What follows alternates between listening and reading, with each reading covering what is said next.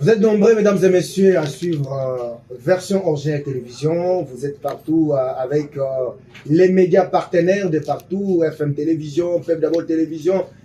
De partout, vous avez aussi la possibilité d'écrire tout simplement Version Originale TV pour retrouver notre chaîne YouTube. Écrivez aussi Joseph Kaïmé sur le Facebook et d'autres réseaux sociaux. Alors, je suis là, nous sommes sur terrain pour comprendre et savoir ce qui se passe dans le site Sokopao. Après ce qu'on a qualifié démolition illégale, est-ce que makambo bongwani, est-ce que bengani batu oyo babukaki soki démolition ezalaki légale, soki ezalaki illégal batu bazato bazate. Et par après, naïm déjà dit non, justice et soit qui déjà ba décision mosusu balobi yambala oyo moyen muto akota aye kobuka ezate. Pourquoi? Parce que comment on les appelle, ndeko basala na justice bango bayaki kota ba pancarte pour la protection. Alors protection ya kolakisa ke place oyo ezali sous place ya onatrati ezala na monoko te, mais ezala quand même na bilembo oyo ezali kolakisa ke place oyo eza na bakolo nango eza ya onatrati. Mais nini yeko salem. Alors j'ai l'honneur de descendre avec toute l'équipe de Version Originale. Je salue Privali Wambela, je salue Marlène Kankou, toute la grande équipe de Version Originale. Tokiti Otoyoka Makamboyo Batobaya Gogo Falisusu te pe l'âme ya kulutu na ngai honorable Wampanga apufaka rapo na place oyo l'état za la raté l'état za bato bazoloba l'état zo sala neta yoka kati. Alors j'ai l'honneur de recevoir le pasteur Amos Ngeleka, aza habitué à Version Originale, aza moko ya bakambi ya site Sokopao bandiwa makamno swana tosi toloba yango oyokana no lisolo ya Sokopao te. Écrit tout simplement Version Originale TV okokuta ba émission na ba émission oyo ba expliquer ba document ba sala o ba vanda kapamba o ba vandi na rai makambo nyonso wana basi ba pesa ba preuve ke ba vanda kana rai ba lungwa ba yeko vanda na ndenge na bango te. L'état congolais, les juridictions ya mboka na biso, justice na biso nde pesa na bango raison. Oh mais hôtel de ville ye kosala hôtel de ville asi ba condamna ye à dédommager makambo nyonso wana ezali. Où en est-on? Est-ce que le président de la République est au courant de tout ce qui se passe à l'unité? Pasteur Topesio Mbote. Mbote, Papa Joseph. Mbote, na sepeli, na boye na bino, na biso. Ok. Merci. Namoni santé ningani bakwe ebele botonga babuki makambo nyonso ezosimba te. Est-ce que tu veux comprendre santé générale ya makambo nyonso bozali kosala? Santé lingana ndenge nini parce que makambo tozovivre na kati ya site eza makambo ya kovandisa moto kimia te. Makambo nini lisusu balobaki baye koboka cette fois-ci, c'est-à-dire que boza illégal balongola bino na site, bino kozala lisusu na site te balongola biso na site. Ok. Balongola biso na site nalingi vraiment na tia sete. Ok. Na likambo po boyokaki bino nyonso na tosalaki émission mobimba tozalaki na secrétaire Emani tosala émission na plateau ya FM télévision toloba na bachaîne ebele na ba Top Congo na ba radio Kapi on a parlé. Voilà. Alors tu expliques très bien que Sokopao ezali pakajuma confusion et salamaki que l'ordre a été donné pour démolir Pakajuma. Mais le collège a kana banguna ya Sokopao va profiter pour na baya ba déborder baya kozwa une grande partie à Sokopao.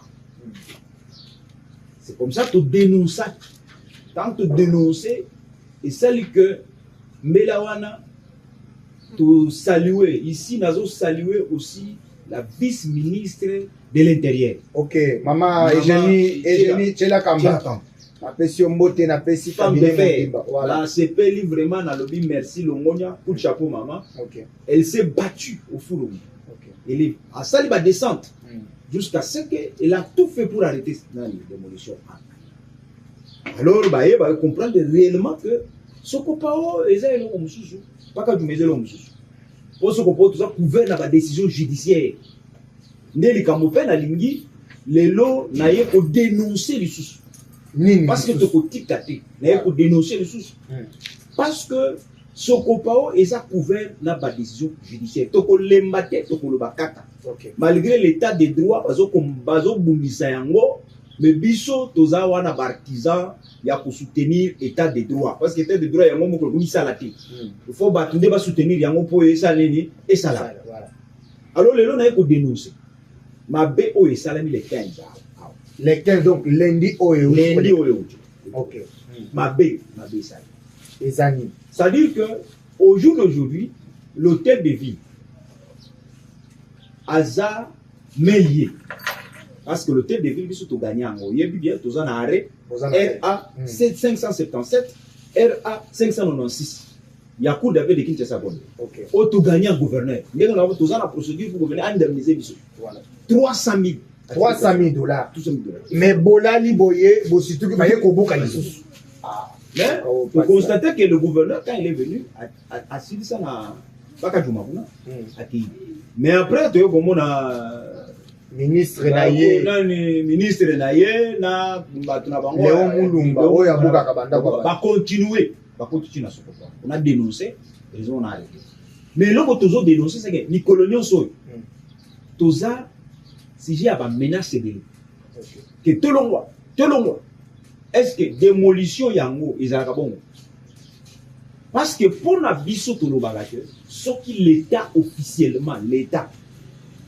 a décidé à kolongola biso na Sokopao moto ko résistance à mais du fait que l'état n'a jamais toza qui na ministre des affaires foncières na kolakisyo lettre oyo eza lettre réponse ya ministre des affaires foncières Mulendo ça compte totanga yango qui a dit ngai na koki ko s'opposer na décision ya haute cour administrative T. Je suis azalaki wana a fait 6 décisions jusqu'à ba fait ça ba titre. Mais succession à ba ministre ça li que y a longwe après y Akazia ayekoya. Vous comprenez? Akazia peut étudier dessus ce qu'on pas comprendre que ça Akazia peut à lobby na top Congo kuta lobby biso affaire foncière a constaté qu'on a déjà posé des actes. Il y a déjà 10 ans. To poser bac dans Sokopao. C'est que Sokopao beaucoup qui ozoango ça condamniser batiti. Très bien. Soit il faut so bozango négocier avec ces gens-là. Bango wana nde bakoko pese binonzela. OK. Elle a dit ça na top Congo. Siko après les autres tozana maman c'est la ministre ici. OK. Ça dit moi succession par ministre les autres ça là que les lobby aba oya comprendre le dossier oya kei. Alors tango to vandi et vous constatez que gouverneur a mêlé moyen ya na Sokopao exact. Mais tu peux comprendre que les politiciens surtout les politiciens na niveau neti banani baluka kaka non yebali na niveau ya province baza ciment ya ko kende ko bunda kaka neti balembi kaka te. OK. Parce que depuis te vendre na Sokopao ni arrêter à démolition to mona yango o to funda bango tozo samba na bango tozo na tribunal. OK. Tona tribunal ya Makete. OK. To funda bango ti lelo bazaka manœuvre balinga ko ya ko samba te bayaka te to sali conclusion to sali sommation à conclure bazo ya kaka na ba manœuvre balinga ko ya ko samba te mais na télé to mona bazo na ba indien bazo na ba indien na ba géomètre mikolo nyonso to zaka ka mikolo la mungi na tongo moni ba indien à l'équipe otoyo ba géomètre bazo leta na ba singa bon bango nyonso na ba komi ba géomètre au moins ba leka na ba mesure pour nous et ça sur na traité et komi ba indien. Vous comprenez? Ce que problème est dans les animes. Lundi oui. Pour moni ba pays ya onatra.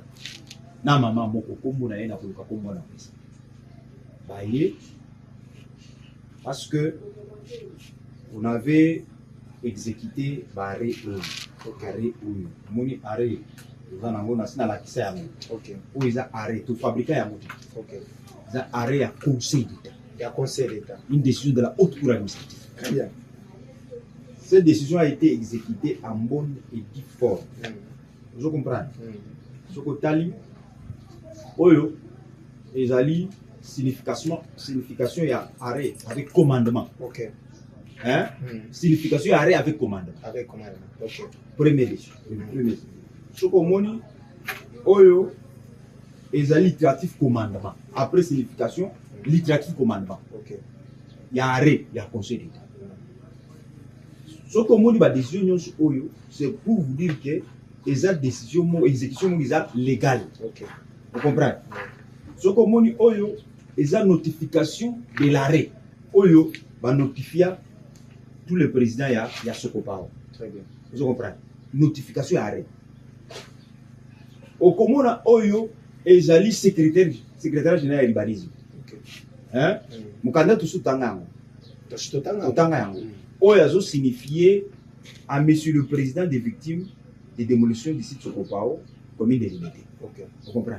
L'urbanisme a bien. À lobby, à cet effet, monsieur le directeur, chef de service de l'urbanisme, qui me lit en copie, est prié de retirer du patrimoine des inventaires du domaine privé de l'État, de dites terres. C'est-à-dire terre à Sokopao, les sous na domaine privé à l'État, comme le domaine public de l'État. Ok. C'est que makambo l'État est actif. Tozomona kaka toza visiter kana batu moko boye bazoya soit disant que biso toza bakolo makolo terre. Ils veulent saboter arrêt ya conseil d'État. Vous comprenez? Na sepela lelo comme président de la République a répondre na question mo ba yebisa ye tango bazali na problème na Fayulu azolo revendiquer vérité des erreurs. Président Lobike Fayulu il avait l'occasion de dire la vérité tant bazali na conseil d'État. La cour constitutionnelle. Voilà. C'est là où il allait tout dire. Vous comprenez? Mais dès lors que conseil de cour constitutionnelle à rendre verdict naïf, à lobby, c'est tel qui est le président de la République. Lui devait se taire. Voilà. De même avec nous.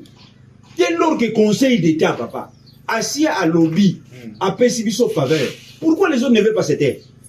Pas respecter le conseil d'État. Parce que quand il y a une décision de la haute, tout le monde na Kassavou Bouane. Ok. Kassavou Bouane, nous sommes dans le cimetière. Conseil d'État, une fois rendre décision au Conseil d'État na Kassavou, nous ça s'incliner. Voilà. Mais il y a Sokopao, batu moko ils ont groupe il y a politiciens moko qui veulent maintenant qu'on compte batu sur na kacha makambongo pour que ba respecter décision il y a conseil. C'est quoi beta la mission solo nini et salami les 15 awa. Les 15 euros salami ils que après avoir exécuté parce que l'exécution mon est officielle. OK. Oui, les lots pouvoir ba huissier bazanango parce que pour le moment pour exécuter une décision, il faut passer par les huissiers.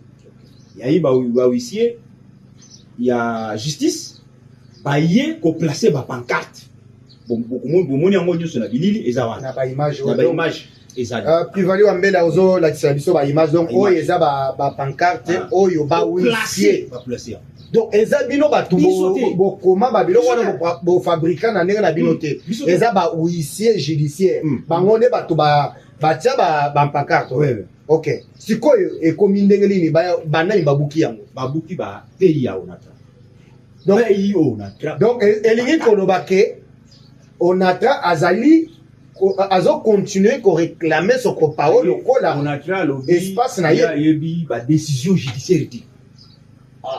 Azolo bazoye bangote. Pour na bango décision judiciaire des arrêtés. C'est état de droit exacté. Pour na bango baye babuki ba pancarte. Pour dire que bah yebi makambo ya justice. Une décision de la haute cour administrative qui continue à souffrir parce qu'il y a déjà. Biloko on regarde c'est là. OK. Biloko ya côté la décision judiciaire. To kanisa que c'est là la période de Mobutu. Voilà. Kabila yé aussi. Mais et continue les choses na lona na fati. Il y a des bâtiments boyé bango balingi pour tempérer ba décision judiciaire. Balingi ko kitate. Il dit balobi ke biso to yebi makambo wana te biloko papa. Mais tango babuki bino bosani parce que bino bato bosala yango te eza ba officier ba nini judiciaire ne batu ba yekotia yango. Siko bino botali bango bosali ndenge nini? Botango ba placer ba pancarte. Ba pesa omoni oyo. Ezali PV déplacement de pancarte. Ok. Bakotanga. PV déplacement de pancarte. Ok. PV déplacement des pancartes. Ok. Namoni yango. PV Wali Wambeda. Voilà. Opération d'exécution. Yango, hein? Nakotanga oyo. Balobi. En conséquence, afin d'assurer l'effectivité de l'exécution judiciaire ainsi que la préservation des droits reconnus à la partie bénéficiaire en faveur de M. Etaka Anzolopol et consorts. Donc, président Etaka Aza, président et la victime Yasoko Pao. Ok. Balobi que avant de procéder au placement officiel des pancartes, des matérialisations judiciaires portant notamment les mentions suivantes: propriété sous exécution judiciaire, défense de vendre ou de poser tout acte de disposition sans autorisation légale des bénéficiaires. En exécution, les arrêts sous RA 094/1622 tout ça, respectivement du Conseil d'État et Cour d'appel de Kinshasa Gombe précités.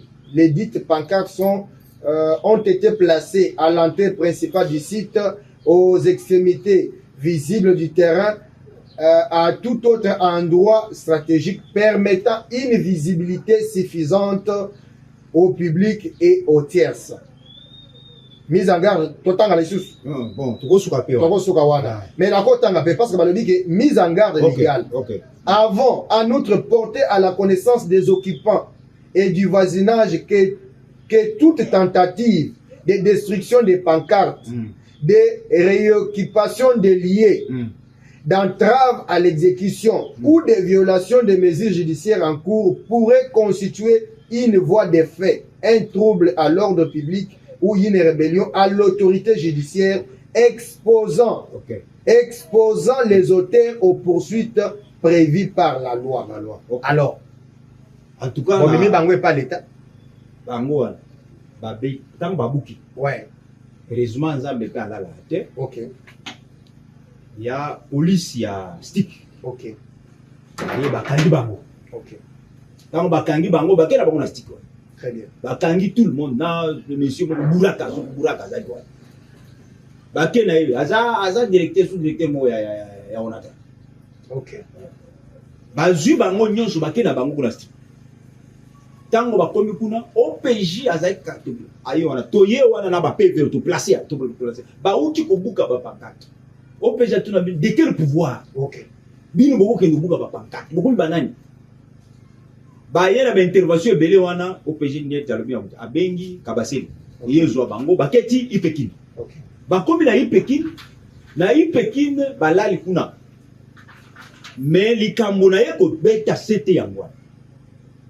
Et comme il y a une intervention, il faut tout y banani parce que mon toit bouki pancarte PV à oui le ok. Ça ce sont des actes les actes judiciaires mon toit a bouki en ok. Parce que mon toit ayebani na ce n'est évité ce déjà on a là ceux qui va politiser parce que bah il y a que au PJ ou en lobby il y a même des autorités hein qui ont appelé pour des gens comme ça est-ce que Binope comme libre autorité, est-ce que Binope voyez gouverneur de province nazo pesa mbote na triple DG Hervé Moulumba, donc les conseillers en communication du gouverneur.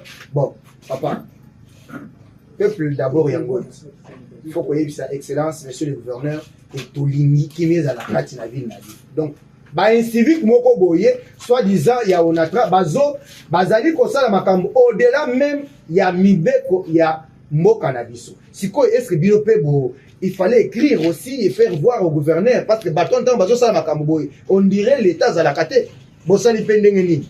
Bon problème ezawa biso tozalaki na ipekin lobby c'était hier lobby les 17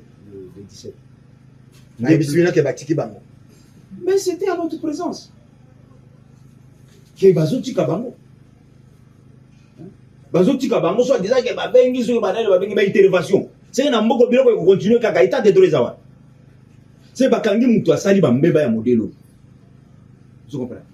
asali mbeba ya modèle oyo bakangi ye bino boye bolobi ye bako kanga yete azana il faut to yeba mutu oyo to sengi na autorité ministre l'intérieur azawana non mais il faut maman vice ministre tchela kamba wala azoyoka émission oyo OK bato ba intervenir pour babimisa bato oyo kuna baza banani babima bato wana parce que bato oyo tokotika te dossier tokotika ngote dossier que des citations directes na tribunal très bien faut bato zo ba répondre na lo to lingi te tant ba au tribunal ba banda tu oyo nyonso akoloba to kobimisa to dénoncer na oyo pe atika ki bango kuna je pense que il faut que bato na général Kabi OK je pense que ça y est des chiffres OK parce que azo akoloba nani oyo ayebisi atika bato wana parce que bato wana baza bakangami mutu a détruit, ça sont des actes judiciaires que personne ne peut venir détruire. Mais il y a pour détruire yango, ba lobby, si comme mutu a violé mobeko na mboka, na miso ba tout nyonso. Et puis ils sont dans des promesses que nous to saboter yango, to saboter yango. Tozo senga na chef de l'État, to sengi na gouverneur. Gouverneur baza ko saboter politique ya gouverneur. Gouverneur aza mabete. Mais sauf qu'il est mal entouré. Très bien. Bien mon gouverneur aussi le côté. Mais ce que le problème c'est qu'il faut que le gouvernement a tellement a que décision judiciaire va tellement la yango. Très bien. C'est un peu ça. Mesdames et messieurs, vous êtes en train de suivre la version originelle, votre magazine qui vous donne toute l'actualité. Vous avez la possibilité d'écrire tout simplement version originelle TV pour besoin intégralité à l'émission. Donc, vous allez côté les mêmes. Nous voulons que la République démocratique du Congo et que les leaders soient lingi fachi beto asala mosala mala mais akosa la ndengeni. Ce qui toza na la police, toza na ba service de sécurité o ezali ko faire respecter ba instruction ya ba juridiction ou ba décision judiciaire. Donc, ba individu moko boye, ba lamuki ba lobi tozo saboter ba décision ya ba instance ya likolo ya makambo ya justice. Toza na mboka. Alors nazo pesa bao nyonso baza na posa Congo et de liboso to ebisibino que nous devons changer. Voilà pourquoi boyokaki to beteli le solo oya eloko eselemi côté ya village Kilumba kaka na ville ya Kinshasa bato balali balamuki un chef coutumier a sali 38 ans bazui policier ba commissaire chef coutumier ata beaucoup mais c'est monga faut tant ozo sala makambo na zo monte ke zo pesa tena passe yango nde tozo mona wape donc si tu as sokopao to si to loba ba institution nyonso ba yebi ke makambo ezabo mais qui est au-dessus des décisions judiciaires dans notre pays? Ce qui président de la République a sali ko respecter yango, ce qui premier ministre, ce qui to respecter pour boka et que liboso. Alors, passe na kosenga yo, si na ebisibino que nous tendons vers la fin, il y a espace yo, to yambaki, moi na boka pasteur Amos Ngeleka, l'un des responsables de SIC Sokopao a unanimité. To si to explica, aux ana posa koyeba, Sokopao e bandi wa e bandi na première rite na 12e rite. Sokopao eza place ya onata. Non, eza la place ya onatrate parce que bande ko baye na ba décision. Na tous les niveaux. Lelo eza ba officier judiciaire baye ko placer ba pancarte ba lobby yango. Oyo biso to salité. Ba lobby ba pancarte oyo et la kisi ke ba espace oyo eza ya et comment déjà ya Sokopao eza la kalisusu ya onatraki. Ne bande komoko boso ba melaka nini soki bale akanini ale bala muki bale biso to likina l'état kika biso to boka ba buki. L'État peut akangi bango. Par après, il y a l'intervention. Nous allons où? Nous voulons quoi? Et c'est quel Congo que nous allons léguer à nos petits-enfants? Les autres, ça n'a pas si makasi. Alors, passe là, au côté de la caméra. Message à Liboso, au YBC, premier citoyen congolais. Dans quelques minutes, pour na passe Bozali Nango, na Sokopao, au YBC, premier ministre, au YBC, responsable à tous les niveaux, et puis au YBC Biso, et l'Okonini, aux Oyebisa, pas victime, il y a plusieurs démolitions illégales, il y a Sokopao, Nino Bozali Kosala, pour être finalement Bazala, Nakati, il y a ici Kanaba. Merci, monsieur Papa Joseph. Il y a les bossons dans l'eau s'adresser là. Avant tout, comme en place, ouais. naloba eloko moko pour que baautorité nyonso procureur ya 4e république, Ok. ministre de la justice, il faut batia seti na dossier soko. Très bien. Parce que tozoyeba te bango balingi baintervenir ntango bakoyoka su bamort Ok. so bato bakufi Très bien. alors nde bayoka ta dossier oyo tozoloba yango depuis mais tozomona baautorité neti baza kolinga neti bayolinga te parce que naloba na tokongo j'ai dénoncé ça na tokongo et na radio kati bazwi batuni mpe dessus wana batuni yango na ministère intérieur réaction eza te. Heureusement que tout se pénit, la réaction comme je viens de féliciter la vice-ministre de l'Intérieur. Okay. Mais le lot, na lingi na lobela pour na dossier na biso s'adresser directement à président de la République. Parce que pour le moment, na moni que bato nyonso ba komi ko saboter politique ya chef de l'État. Je comprends. Ok. Parce que le lot so komoni ata le lot système oyo ya kobuka bato. Le président mokolo wana na conférence de presse na ye papa Molière atuni mutu na mot très important alobi pourquoi le président il faut kotelemela biloko ya kobuka président alobi oui nako kokata yango te mais naza kosepela manière ya koexécuter démolition wana te bato bazo exécuter yango mabe parce que ozokende koexécuter kobuka mutu oza koandaminize ye te mutu yango mpe aza na mikanda aza na nyonso epuis bozo koandaminize te manière ya kobuka donc communauté escroquerie moko boye ka l'état moko wana bazotambola na baindien so babuki omoni baindien bayo wana babandi komesire ozo comprendre so omoni déjà kombi ndenge papa Molière alobaki eza bacope ekomi cope na kati ya démolition c'est-à-dire bazosala biloko wana sans continue même il faut qu'on signifie mutu avant ya kobuka. Mais la loi parle que tant qu'on signifie mutu que tokoya après 2 mois, tokoya après 3 mois. Signification il faut l'accompagner des moyens. Très bien. Signification za la kaya pamba te. Ote to signifie que bango ba longo te akolonga okende wapi upesi nini? Voilà. Parce que ce qu'on veut signifier, il y a la loi d'expropriation. La loi ne reconnaît que ce que olingi to lobby que quand mauvais lobby le sol est sous la partie à l'État. Très bien. Mais mauvais comme on peut lobby que mabele wana soki ba occupant soki les Congolais toujours ba rendre te ba occuper mabele wana avant olongola ye il faut ko exercer loi ou ba bengi loi d'expropriation c'est-à-dire il faut indemniser mutu wana avant olongola ye opesi d'ailleurs la loi et que musika les systèmes ba osala olongoli mutu na limité obaki na sécurité la loi parle il faut couper sa mutu selon les valeurs la valeur plutôt il y a ici kaoyo avandi c'est ce que dit la loi. Très bien. La loi ne dit pas qu'il faut qu'on déplace mon fou à Zagin à limiter au bas qu'il y a un série. Et ça bon moteur. Ça dit que n'engeza bongo, n'engeza boye, il faut tout respecter mon bec. C'est ça l'état des droits. Na sengi na chef de l'État à côté ma femme soko. Biso toza ao. Toza ko senga que ba nyonso ya soko pa baza na besoin na kimia. Lelo oyo peuple oyo bozo senga ke aya ko voter référendum. Peuple wana a besoin na kimia. Beaucoup voter référendum la ndenge parce qu'il y a des politiciens qui travaillent aussi pour saboter parce que tant aux autres ne bougent la mutunda aux niveaux bizali. Aïe na politique. Aïe na ba politicien. Parce que tant au bout de la ndako. Mais pas ça wana pe il faut couper sa vérité. Ndako nini ezana bato bazana na illégalité na bato bazana na légalité. Bon, et là on a une loi. Voilà. C'est qui est vrai. Ils sont tous dans la légalité. Voilà. Loba pona yo respecter ou pona bino mais je vais aller plus loin. Très bien. La constitution yo ba tozo loba. Très bien. L'article 48. OK. Et le but tout Congolais a droit d'un logement décent. Loi azana droit na électricité na courant. Ndenge za boye Congolais nyonso oya lalaka na ngala akofunda l'état gagné. Parce que l'État a obligé à payer son logement décent. C'est pour ça que les Congolais, illégal.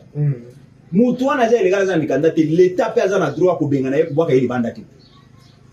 de avocat, juriste, c'est ce qu'il dit. Mais biso tozana kawana te, biso tozana mikanda. Voilà, c'est ce que je voulais répondre à ça. Nasengi pe na gouverneur. Gouverneur, avant d'Akakinya na bureau. Dossier à Sokopo, il faut s'impliquer dans le dossier. On a ils ont baby ces images à vie. Parce que tout bazak oya kuruba au nom ya gouverneur. Or gouverneur parfois il n'est pas dans cette histoire. Alors tous ces gouverneurs va respecter les décisions judiciaires. Ba décision judiciaire va s'akala na moto. Il faut respecter ça. Toujours senga na ministre de l'Intérieur. Ministre de l'Intérieur Bolanda jusque là biso muto ayoka biso na démarche nyonso tosali. Il n'y a que la vice-ministre de l'Intérieur.